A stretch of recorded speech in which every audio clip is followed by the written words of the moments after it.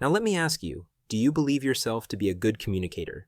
Most women are good at communication, certainly when compared to their male counterparts. Yet as a dating coach, one of the most common issues I discuss with women is the frustration of communication problems with a man. It's not at all uncommon for a woman who has excellent communication skills to find herself at a loss when it comes to reconnecting with her man when he's shutting down or pulling away. Why does that happen? The simplest answer comes down to emotions.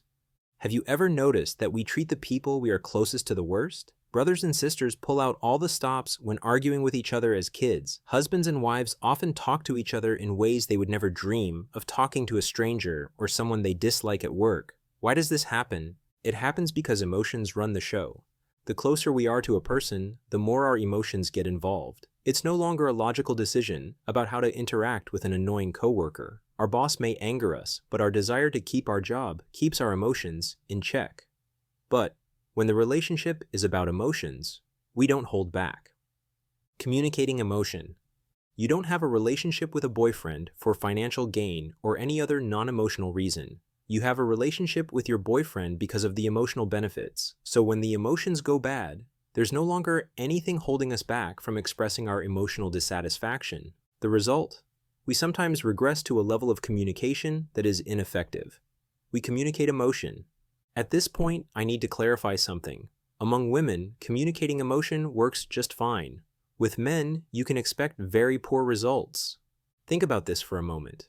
You know it's true. I'm not going to go into all the reasons in this email, but suffice it to say, men will irritate you and frustrate you if you try to communicate raw emotions to them with the expectation that they will understand and respond in a way that heals the relationship. Here's an example. Your guy starts to pull away from you. You know there's a breakdown in communication. You're not sure why he's pulling away, but you've had a front row seat to the building emotional tension between the two of you. You're on a date with him, but it gets cut short. He awkwardly asks if you had a good time as he drops you off. You look at him with furrowed brows and respond in a slightly sarcastic tone. Yeah, I had a great time. Your face says the opposite. You continue to hold his gaze for a few more seconds as a tear rolls down your cheek. He just stares at you blankly. With a slight huff, you step out of the car, close the door, and walk away. That is an example of communicating raw emotion without words or structure. After stretching my male brain to become a more effective dating coach, I now know what your emotion was designed to communicate and what your heart longs for him to do in response. Unfortunately, you cannot count on most men to understand this level of communication. Generally what happens is he takes your expression of raw emotion as some kind of attack. He feels frustrated and angry and pulls away more. It's not your fault men are like this, and ideally a man should take responsibility for learning how to understand raw emotional expression. The only reason I focus on what you can do as a woman is because you can't fix his part for him. If there were men reading this email, my advice would target their part in learning to get over their phobia of seeing a woman cry. Now let's talk solutions. Guys are different. They respond to emotion, but not when you use raw emotion to communicate with them. Men will respond to emotion when it is expressed with clear words, along with directions on how to respond.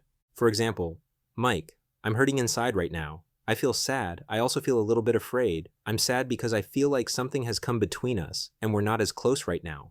I'm afraid because I value this relationship and I don't want to lose you. And now, the clear directions. I feel like there's something affecting your feelings toward me that you're not telling me about.